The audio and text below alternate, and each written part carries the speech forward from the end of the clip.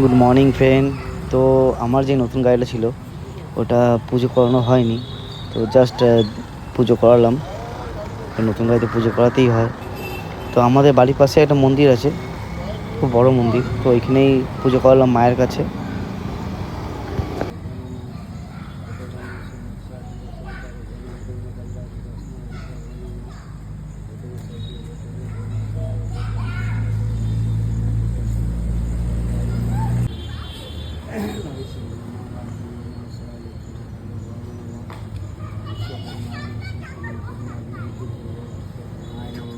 আমাদের বাড়ির পাশে সেই বড় মন্দির, যেখানে আমি গাড়িটা আজ পুজো করাতে নিয়ে এসেছি।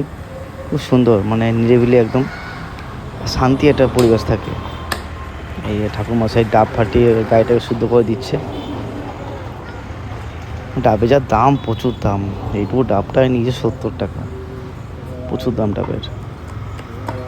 তো টাটা, বাই বাই। কেমন হলো কমেন্ট সেকশনে জানাও।